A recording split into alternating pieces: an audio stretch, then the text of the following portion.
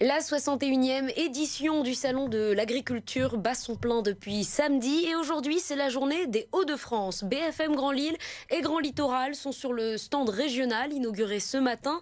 450 mètres carrés pour célébrer les productions régionales. Marie Dufour aux côtés de Lily Clodet nous y emmène.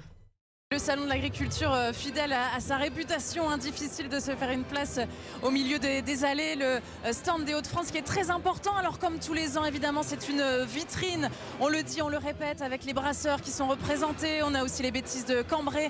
On vient goûter, évidemment, ici, comme ici à ma droite, avec Louise, qui a un élevage porcin près d'Arras. Louise, qu'est-ce que vous vendez ? Alors aujourd'hui, dans le salon, je vends tout ce qui est saucisson sec et rillettes et filochés de porc. Pourquoi c'est important d'être là pour vous ? Pour montrer que derrière des produits bienvenus à la ferme, il y a des agriculteurs qui savent transformer leurs propres produits. Notre ferme est derrière nous. Merci beaucoup Louise. Effectivement, les agriculteurs du Nord-Pas-de-Calais représentés ici, on compte 23 000 exploitations au total. C'est une économie aussi importante pour notre région, 140 000 emplois à l'échelle donc des 5 départements et puis des enjeux importants évidemment pour cette année 2025. Ça ne vous a pas échappé avec plusieurs crises qui se sont succédées. Cet enjeu aussi de transition écologique, comme nous le rappelait aujourd'hui le président des Hauts-de-France, Xavier Bertrand, qui a inauguré bien sûr en ce mardi le stand de la région. C'est des gens vraiment bien, nos agriculteurs. C'est des gens qui sont modernes, qui savent exactement comment il faut évoluer. La seule chose, c'est qu'il faut leur permettre de le faire, quoi. Il ne faut pas leur mettre un boulet au pied. Vous savez, tout ce qui vient de chez nous, dans les Hauts-de-France ou en France, on a toujours une loupe sur le dos, savoir s'ils font bien. Dès que ça vient d'ailleurs, on ne regarde plus rien. Non, il ne faut pas leur mettre plus de boulets que les autres. Ils savent.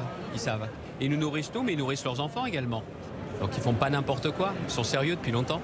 Alors quand on est ici au Salon de l'Agriculture, évidemment on pense aux bêtes, aux animaux. Ils sont plus de 400 cette année à venir des Hauts-de-France. C'est un record avec près de 170 éleveurs. On est allé justement les rencontrer.